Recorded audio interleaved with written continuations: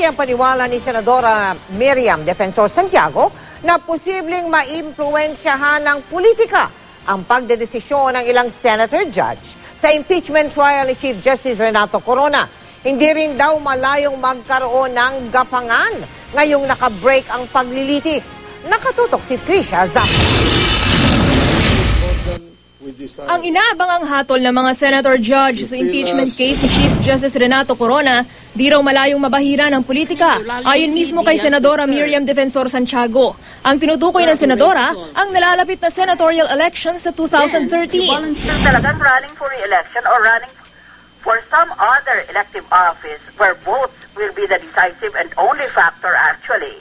Pag-isip yan dahil very strong fact ang magiging boto nila sa impeachment proceeding. The powers that be, the powers that determine who will win and who will lose in the next senatorial elections are going to have very strong views about the votes cast by each senator judge.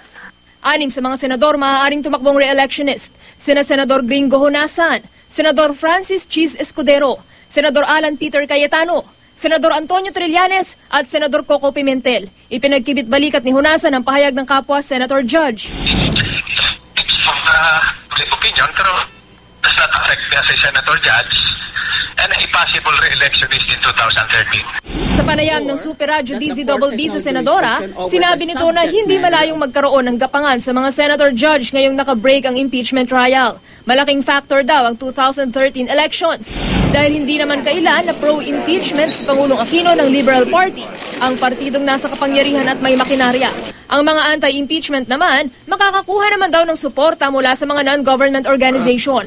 Isa pa raw sa factor sa desisyon ng mga Senator Judge ang mga survey na lumalabas. Noong isang linggo, sa survey ng Pulse Asia, lumabas na 47% ng 1,200 respondents nila naniniwalang guilty si Supreme Court Chief Justice Renato Corona. Ayon pa kay Santiago, maaaring magamit na instrumento ang survey para makaimpluwensya rin sa impeachment. Pero ayon sa ilang senador, ebidensya ang magiging basihan nila at hindi survey sa gagawin nilang desisyon. Trisha Zafra, Nakatutok, 24 Oras.